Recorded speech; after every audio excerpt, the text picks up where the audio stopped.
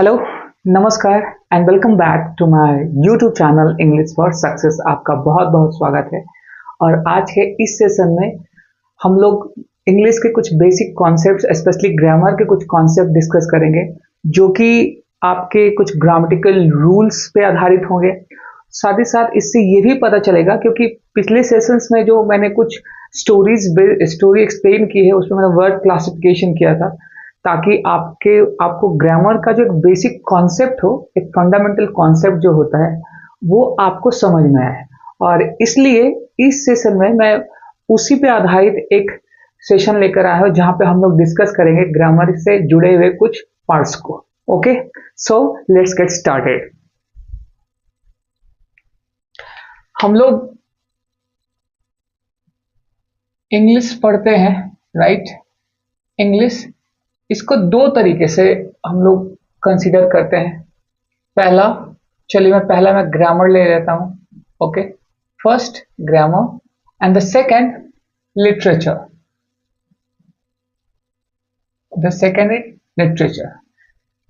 Grammar जो कि हमारे बैंकिंग, एसएससी, सीडीएस, रेलवे और अदर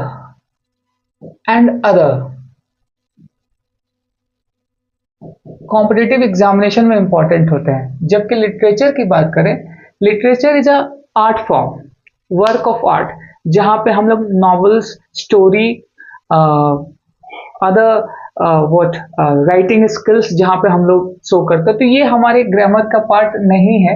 हम तो से ये हमारे बैंकिंग का पार्ट नहीं है। एक्चुअली बैंकिंग का जो पार्ट है वो हमारा ग्रामर है। तो हम लोग आज इसी पर चर्चा करेंगे, लिटरेचर पे नहीं। चलिए, तो आज के इस सेशन में देखते हैं। तो आज का जो हमारा टॉपिक रहेगा वो क्या रहेगा? ग्रामर। ग्रामर आज हम लोग डिस्कस करेंगे। तो इंग्लिश में आज हम लोग डिस्कस करने वाले हैं ग्रामर। ग्रामर में जो मेन हमारा जो टॉपिक होता है वो that's part of speech. Part of speech, जिसको आप कह सकते हैं according to modern grammar, word classifications, word category, we can also say word categories and classes. Word classes, इसको भी हम लोग कंसीडर करते हैं। पार्ट ऑफ स्पीच को हम लोग वर्ड कैटेगरीज या क्लासेस भी कहते हैं। ठीक है। हालांकि जब हम किसी सेंटेंस को जब बनाते हैं तो उसमें क्या है, उसके अलग अलग पार्ट को हम लोग एक्सप्लेन करते हैं। जैसे कि अगर मैं एक सेंटेंस लिखूं, I can speak English, right? तो इसको बहुत अलग अलग तरीके से एक्सप्लेन किया जा सकता है। पहले तो ये पूरा का पूरा पार्ट क्या है? एक सेंटेंस है। ठीक है, सेंटेंस। अब इसमें से ये वाला पार्ट जो सब्जेक्ट है, और ये जो पार्ट है that is called predicate. Right, जिसको हम लोग विधायक कहते हैं हिंदी में। अगर और भी इसको क्लासिफाई किया जाए तो ये हमारा क्या हो जाएगा? Auxiliary verb, model auxiliary verb, right? ये हमारा मेन वर्ब और ये हमारा ऑब्जेक्ट। ठीक है, इस तरीके से अलग अलग तरीके से क्या है, इसको एक्सप्लेन किया जा सकता है। और एक सेंटेंस के अलग अलग वर्ड को, पार्ट को समझना बहुत जरूरी है। ठीक है, तो इसी को ध्यान में रखते हुए आज का ये सेशन मैंने क्या है, प्लान किया है। ओके, चलिए देखते हैं। पहले बात करते हैं पार्ट ऑफ स्पीच की। जो भी मेरे सेशंस को देख रहे हैं, please carry your notebook and pen and time to time just note down your all the things what I'm going to explain on the board. Okay, आप सारी चीजों को नोट करते चलेंगे। तो पहले वर्ड क्लास में, वर्ड स्पीच में, इसको पहला जो क्या होता है वो नाउन होता है। That is first is noun, second pronoun, third adjectives, third is adjectives, four is verb, five that is adverb, six preposition, ध्यान रखेंगे, इसको प्रीपोजिशन नहीं, इसको प्रेपोजिशन पढ़ते हैं। Okay, 7 conjunction, 8 interjection, and another part, that is 9, that is called determiner, that is determiners। Okay, तो ये जो लास्ट वाला जो पार्ट है स्पेशली डिटरमिनर, ये मॉडर्न ग्रामर का एक पार्ट है। इसको मॉडर्न ग्रामर में इसको इंक्लूड किया गया है। हालांकि प्रीवियसली पहले क्या होता था कि ये एक डिटरमिनर एक अलग से टॉपिक ही था पढ़ना, लेकिन मॉडर्न ग्रामर में डिटरमिनर को पार्ट ऑफ स्पीच का यानी कि वर्ड कैटेगरीज का या क्लासेस का एक हिस्सा कंसीडर किया गया, माना गया है। ओके, तो चलिए आज इस सेशन में हम लोग एक एक करके मैं चीजों को एक्सप्लेन करूंगा। Okay, so first topic is noun. तो पहले यहां पे ये समझते हैं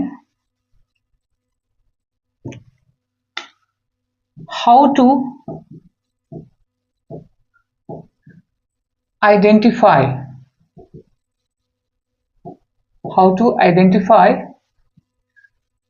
नाउन। नाउन को कैसे पहचाने? अक्सर क्या है कि बहुत बार जो कॉम्पिटिटिव एग्जामिनेशन में स्टूडेंट्स जो होते हैं वो नाउन को पहचानने में यानी वर्ड क्लासिफिकेशन करने में उनको बहुत प्रॉब्लम होती है। और एक बेसिक चीज है कि हर पार्ट ऑफ स्पीच के एक जो उसकी एक फीचर है, उसकी जो क्वालिटी है, आपको उसको फाइंड आउट करना है, तभी आप उन सारी चीजों को बहुत ही आसानी से क्वेश्चंस को इजी वे में हल कर सकते हैं, सॉल्व कर सकते हैं। ओके, तो चलिए आज के सेशन में पहला मेरा जो टॉपिक था वो क्या है? नाउन। इसको डिस्कस करते हैं। First is noun. तो कुछ रूल्स पे यहां चलते हैं। पहले ये समझिए, noun is equal to name. कोई भी नाउन नाम हो सकता है, यानी कि संज्ञा इज इक्वल टू नाम, यानी कि कोई भी नाउन वो नेम यानी संज्ञा कहलाता है। ठीक है, आप ध्यान रखेंगे। तो जैसे एग्जाम्पल लेते हैं, एग्जाम्पल में क्या हो सकता है? John, it's a person name, right. Place like Patna, okay. Thing, pen, right. Honesty is the quality. Movement भी क्या है? एक नाउन है जिसका मतलब होता है गति, राइट। ऑनेस्टी, ईमानदारी, ये भी क्या एक नाउन है। तो ये कुछ एग्जाम्पल्स है नाउन और नेम। हालांकि मैंने अपने प्रीवियस सेशंस में नाउन को बहुत ही अच्छे से एक्सप्लेन किया है। आप चाहे तो वहां पे मेरे वॉचलिस्ट में सारी वीडियोस अवेलेबल है, आप वहां से जाके इसको देख सकते हैं। Okay, John, Patna, pen, honesty, movement, these are examples of noun. ठीक है, तो पहला जो रूल है क्या, पहला जो कॉन्सेप्ट है क्या? कोई भी नाउन वो नेम हो सकता है। कोई भी नाउन जो है वो नेम हो सकता है। दूसरा,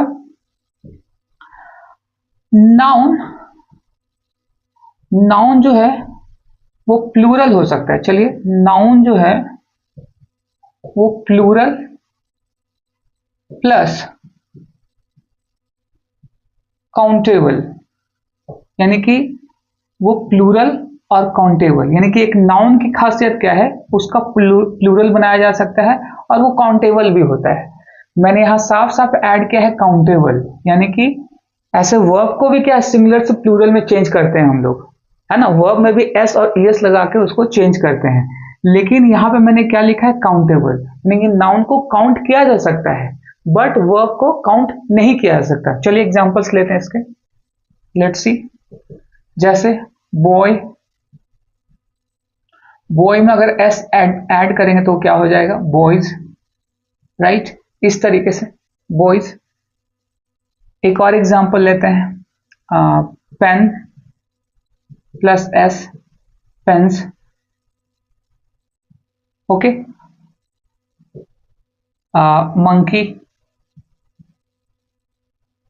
मंकीज, ये इसका हो जाएगा, लास्ट में एस लगा देंगे तो मंकीज हो जाएगा। These are some examples. ठीक है, बेबी, बेबीज, नाइफ, नाइव्स, है ना। वो तो अलग अलग तरीके हैं, आई ई एस या ई एस लगाकर क्या है आप उसको सिंगुलर से प्लूरल बनाते हैं। आज हम लोग उसकी बात नहीं करते, मैं यहाँ पे केवल बात कर रहा हूँ नाउन को पहचाने कैसे, ठीक है। और काउंट, इन सब में हम सब बॉय को काउंट कर सकते हैं, पेन को काउंट कर सकते हैं, मंकी को काउंट कर सकते हैं। तो यानी कि वो सारे नाउन जो सिंगुलर से प्लूरल में चेंज हो और जिसको काउंट किया जाए। लेकिन अगर वर्ब की बात करें तो वर्ब में क्या है, जब हम एस और ई एस लगाते हैं तो वो किस में चेंज होता है, वो सिंगुलर में चेंज होता है। ऐसे अगर ये क्या है V0 में, तो ये अपने आप में प्लूरल है, ठीक है, इसको ध्यान रखिएगा, ये अपने आप में क्या प्लूरल है। लेकिन वही नाउन के साथ क्या होता है, अगर नाउन में अगर हम लोग एस या ई एस लगाते हैं तब वो प्लूरल में चेंज होता है। हालांकि ऐसा क्या होता है, सिंगुलर होता है, ठीक है, ये क्या होता है, प्लूरल होता है।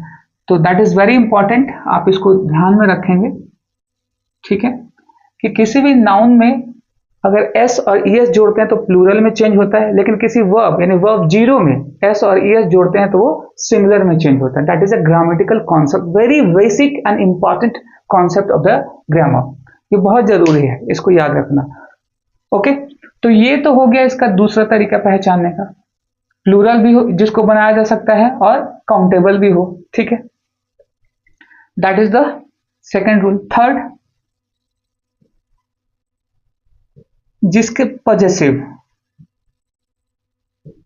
पॉजेसिव एडजेक्टिव, यानी कि नाउन के पहले अगर पॉजेसिव एडजेक्टिव, नाउन के पहले अगर पॉजेसिव एडजेक्टिव का यूज किया जाए तब, यानी कि पॉजेसिव एडजेक्टिव के बाद जो वर्ड यूज होते हैं, इसको ऐसे समझ लीजिए, पॉजेसिव एडजेक्टिव के बाद जो वर्ड यूज होते हैं वो क्या है, अक्सर नाउन होते हैं।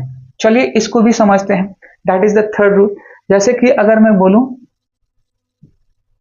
My brother, right, her sister, okay, her sister, their books, तो आप देख सकते हैं ये ब्रदर, सिस्टर और ये बुक्स, ये सारे क्या नाउन, ये क्या है, ये सारे नाउन है। पहले ये भी थोड़ा समझ लेते हैं कि पॉजेसिव का मतलब क्या होता है। पोजीशन का मतलब होता है अधिकार, अधिकार या संबंधवाचक, है ना, अधिकार या संबंधवाचक, यानी कि ये पोजीशन या रिलेशन को दिखाता है। चलिए मैं यहाँ थोड़ा एक्सप्लेन कर दूं इसको। ये जो पॉजेसिव एडजेक्टिव है, ये यहाँ पे पोजीशन, पोजीशन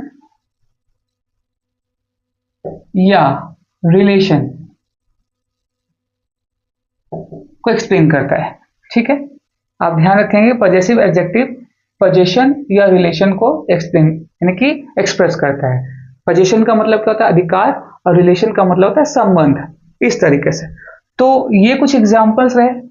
हाँ, अब इसको ये समझ लीजिए कि ये क्या कौन कौन से होते हैं, ये कुछ गिने चुने ही हैं, मैं इसको लिख देता हूं, my, our, right, his, her, its, their, my, our, his, its, their, ठीक है। तो ये आप देख सकते हैं, ये कुछ ऐसे पॉजेसिव एडजेक्टिव है जो कि अक्सर नाउन के पहले यूज किए जाते हैं, और इसलिए इसको एडजेक्टिव कहा जाता है, क्योंकि ये इसके साथ जुड़कर इससे क्या अपना संबंध या एक ownership, my brother relation, her sister relation, their books, ये ऑनरशिप को, ये ऑनरशिप यानी अधिकार को, एक रिलेशन को स्टैब्लिश करते हैं, ठीक है। My, our, his, her, its, their, ये सब सारे क्या है, ये सारे पॉजेसिव एडजेक्टिव है, ठीक है। चलिए ये तो हो गया तीसरा। हाँ, लेकिन इसमें एक दो चीजें आपको और ध्यान रखनी है कि हालांकि ये मैंने अपने प्रीवियस सेशंस में भी एक्सप्लेन कर दिया, इसमें कुछ कंडीशन भी है। चलिए मैं यहां एक्सप्लेन कर दूं। पहला, ठीक है, अगर पॉजेसिव एडजेक्टिव का यूज हुआ है तो उसके पहले क्या होगा, नाउन होगा, ठीक है, ये ध्यान रखिएगा। पॉजेसिव एडजेक्टिव अगर इसके पहले, पॉजेसिव एडजेक्टिव के पहले क्या है,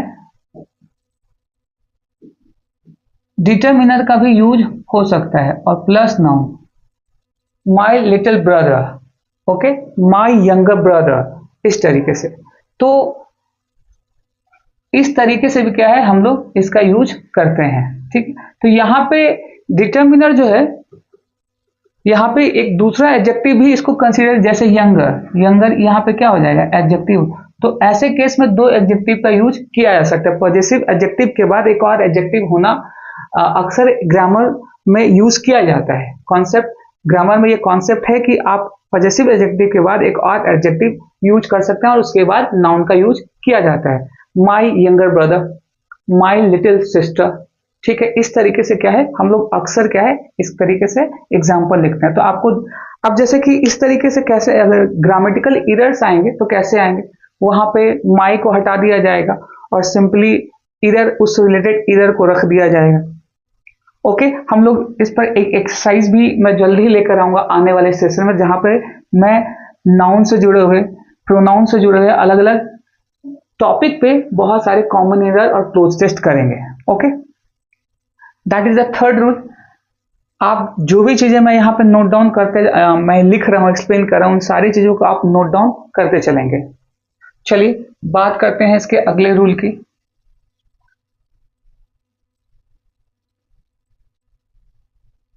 कुछ नाउन्स जो होते हैं, कुछ नाउन्स जो है, अभी तक हम लोगों ने थर्ड रूल एक्सप्लेन किया, अभी मैंने, now that is the fourth rule. ठीक है, आर्टिकल, मैंने यहाँ स्पेशली एक इस टॉपिक को रखा है आर्टिकल, हालांकि डिटर्मिनर का ही एक पार्ट है, लेकिन मैंने यहाँ पे आर्टिकल रखा है। ए एंड द, इसके अक्सर बाद क्या है, नाउन का यूज होता है, दैट इज फिक्स्ड।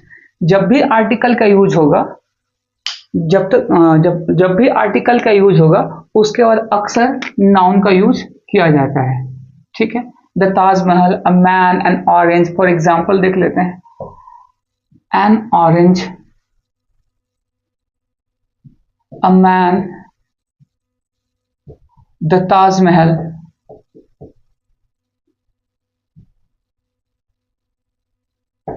ये इस तरीके से अक्सर इसका यूज किया जाता है। कभी कभी इसके बाद एडजेक्टिव का भी यूज होता है, जैसे कि अ लिटिल बॉय। ठीक है, अ लिटिल बॉय।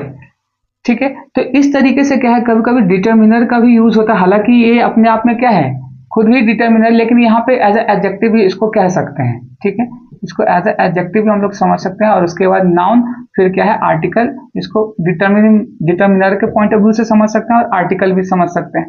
इस तरीके से भी कभी कभी यूज किया जाता है, तो आप इसको ध्यान में रखेंगे। That is the fourth rule. Article के बाद अक्सर मोस्ट ऑफ द केसेस क्या है, नाउन यूज किया जाता है। ऐसे ग्रामर में तो बहुत सारे एक्सेप्शंस हैं, एक्सेप्शंस की बात मैं अभी यहाँ नहीं कर रहा, मैं बस आपको बेसिक कॉन्सेप्ट्स एक्सप्लेन कर रहा हूँ, ताकि आप नाउन को सही से आइडेंटिफाई कर सके कि नाउन को कैसे पहचाना जा सकता है। Right, that is the fourth number. Fifth number, fourth number rule में हम लोगों ने आर्टिकल देखा। Fifth number, what is the fifth number? Fifth number में हम लोग देखते हैं सब्जेक्ट और ऑब्जेक्ट। ठीक है, सब्जेक्ट और ऑब्जेक्ट। ठीक है, सब्जेक्ट या ऑब्जेक्ट जो होता है, ये कोई नाउन या प्रोनाउन ही हो सकता है। यानी कि सब्जेक्ट या ऑब्जेक्ट की बात करें तो सब्जेक्ट के रूप में नाउन या प्रोनाउन, जैसे I, we, you, they, he, she, it, इस तरीके से, या ऑब्जेक्ट के रूप में भी नाउन या प्रोनाउन का यूज किया जाता है। तो इस तरीके से भी क्या है, हम किसी नाउन को आइडेंटिफाई कर सकते हैं। एग्जाम्पल से समझते हैं इसको।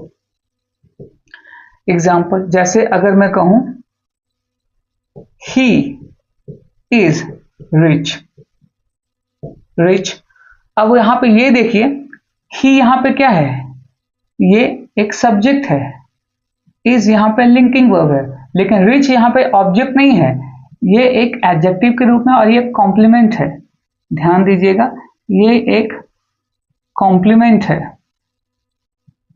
ठीक है, कॉम्प्लीमेंट का मतलब क्या होता है, कि जब आप सब्जेक्ट के बारे में कुछ कहें, ठीक, जब सब्जेक्ट के बारे में कहें, उसकी क्वालिटी के बारे में, उसकी स्थिति के बारे में, उसकी अवस्था के बारे में, तब ये कॉम्प्लीमेंट कहलाता है। ठीक है, तो इस चीज को ध्यान रखिएगा। तो ये एडजेक्टिव है। अब कॉम्प्लीमेंट को कैसे पहचाने, थोड़ा चलिए इसको मैं, अगर मैंने एग्जांपल दिया है तो इसको एक्सप्लेन कर देता हूँ। ये बहुत ही एकदम रामबाण तरीका है, इसको आप कह सकते हैं, इट्स वेरी इजी। हम क्या करते हैं, सीधा सब्जेक्ट को ये जो कॉम्प्लीमेंट है उससे तुलना करते हैं, ये दोनों बराबर है कि नहीं। ही रिच, रिच कौन है, ही, और ही कौन है, रिच। तो इसका मतलब ये क्या है, आपका कॉम्प्लीमेंट है। चलिए एक और एग्जांपल लेते हैं इसका। अगर मैं कहूं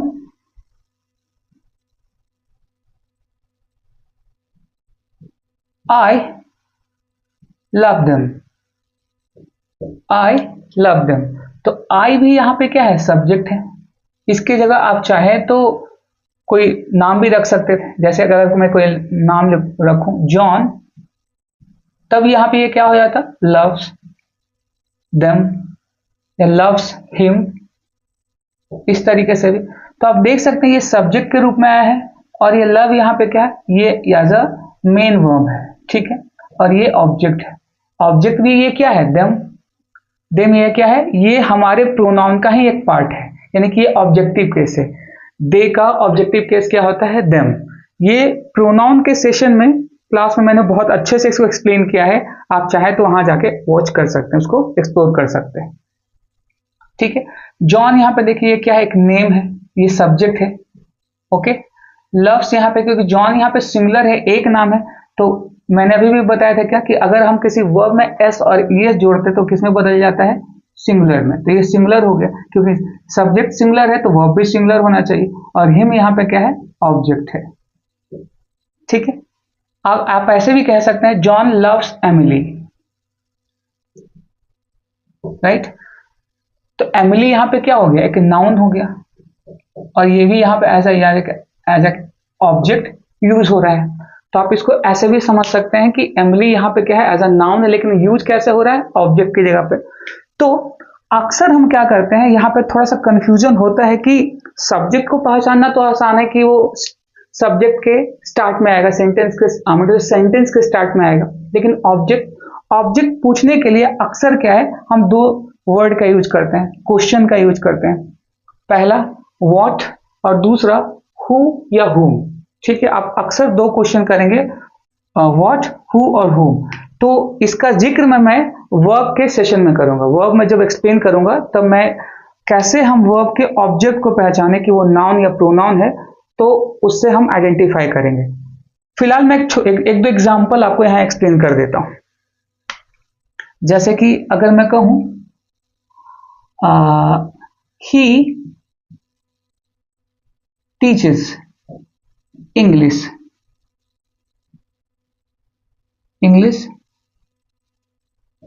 to students, he teaches English to students। तो यहां पे हम, ये जो हमारा मेन वर्ब है, who teaches and what teaches, simply हम इससे दो क्वेश्चन पूछेंगे, what और दूसरा हु या whom। ठीक है, दूसरा अगर हु या whom। ठीक है, he teaches what, वो क्या पढ़ाता है, इंग्लिश। और किसे पढ़ाता है, ठीक है, किसे पढ़ाता है, whom किसे, ठीक है, तो ये किसे पढ़ाता है, स्टूडेंट्स को। तो ये आपके दो ऑब्जेक्ट हैं यहां पे, ये दोनों के सवाल यहां पे ये दे रहा है। तो वर्ड का जो जवाब मिले वो हमेशा डायरेक्ट ऑब्जेक्ट होता है, तो आप इसको ध्यान रखिए। मैं यहां पे लिखता हूं, वर्ड का जो जवाब मिले, ठीक है, वो हमेशा डायरेक्ट ऑब्जेक्ट होता है, राइट। हु या whom का जो जवाब मिले वो हमेशा क्या होता है, इनडायरेक्ट ऑब्जेक्ट होता है। तो आप इसको ध्यान में रखेंगे कि डायरेक्ट और इनडायरेक्ट ऑब्जेक्ट। हालांकि मैं जब वर्ब एक्सप्लेन करूंगा तो यहाँ पे और भी अलग तरीके से वहां पे एक्सप्लेन करूंगा। फिलहाल इतना ही आप यहाँ पे समझिए कि हम अक्सर मेन वर्ब से दो टाइप के क्वेश्चन पूछते हैं, किस चीज के लिए, ऑब्जेक्ट निकालने के लिए, है ना। वो वर्ब से हम लोग क्या है एक्शन वर्ब कह सकते हैं, मेन वर्ब कह सकते हैं। उससे हम अक्सर क्या है दो क्वेश्चन पूछते हैं, व्हाट और हुम। व्हाट का जो जवाब मिले वो अक्सर डायरेक्ट ऑब्जेक्ट होता है, और हु या हुम का जो जवाब मिले वो अक्सर इनडायरेक्ट ऑब्जेक्ट होता है। Okay, I hope it is clear. आगे हम लोग वर्ब के टॉपिक को मैं जब एक्सप्लेन करूंगा तो I will explain everything about direct and indirect objects. Okay, I hope it is clear. चलिए एक रूल और हम लोग चलते हैं, मैं फिलहाल इसको क्लियर कर दे रहा हूं, आप इसको नोट डाउन कर सकते हैं।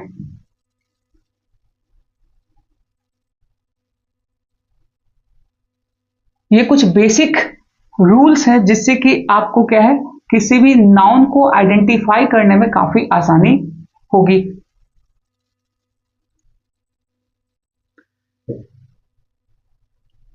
Okay, that is the six rule. Suffix. Suffix क्या होता है? Adding in ending word, add in ending word, ठीक है, एड इन एंडिंग वर्ड्स। अक्सर जो है हम लोग वर्ड जो एंड होता है एंडिंग वर्ड में क्या है सफिक्स। सफिक्स का मतलब क्या होता है? सफिक्स प्रीफिक्स, है ना, सफिक्स एंड प्रीफिक्स। प्रीफिक्स का मतलब होता है पहले, सफिक्स का मतलब होता है बाद में, यानी कि वर्ड के लास्ट में जो हम लोग ऐड करते हैं, दैट्स कॉल्ड सफिक्स, ठीक है, जिसको हम लोग क्या है प्रत्यय भी कहते हैं। ओके, एग्जाम्पल से समझते हैं, जैसे इसमें कुछ ऐसे हैं, हुड, राइट, हुड एक है, नेस, राइट, हुड, नेस, ISM, ISM, ये आप देख सकते हैं, और भी बहुत सारे हैं।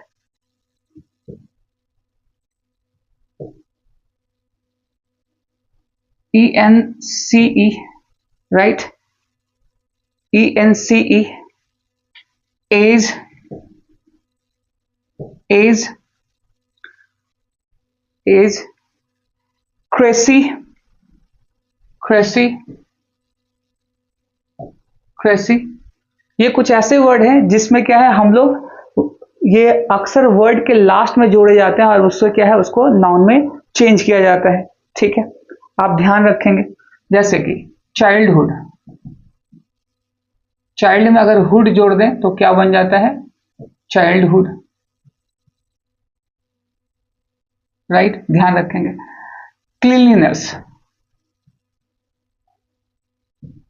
क्लीनलीनेस, राइट, क्लीनलीनेस, इसमें आप देख सकते हैं कि NESS का यूज किया गया है यहाँ पे। ब्लाइंडनेस, ब्लाइंडनेस, ये S है, blindness. Ism, casteism, casteism, right, heroism कह सकते हैं, कास्टिज्म, हीरोइज्म, ये सारे कुछ ऐसे हैं। एक अच्छा वर्ड है जूडियज्म, जूडियज्म, ठीक है, जूडियज्म में क्या है? जूडियज्म में अक्सर जूडियज्म का मतलब होता है अ बिलीफ, जूडियज्म का मतलब होता है अ बिलीफ, यानी कि एक विश्वास जिसको कहते हैं, ठीक है, a belief. Kingdom, DOM, kingdom. Stardom, star से बना स्टारडम, राइट, कुछ ऐसे वर्ड है। ENC, ENC यहां पे एक वर्ड है ENC, ENC, जैसे मेंटेनेंस, इसको ए भी लेकर चल सकते हैं, जैसे मेंटेनेंस, मेंटेनेंस, यहां पर देख सकते हैं ANC, ये क्या है? ये सारे जो वर्ड हैं ये सारे नाउन है। ओल्ड एज, ओल्ड एज एक अच्छा वर्ड है, old age, okay. Cracy, hypocrisy, cracy से बना हिपोक्रेसी, ये कुछ ऐसा वर्ड है। MENT, चलिए एक और वर्ड मुझे याद आ रहा है, MENT, ऐसे बहुत सारे वर्ड है। Entertainment, entertainment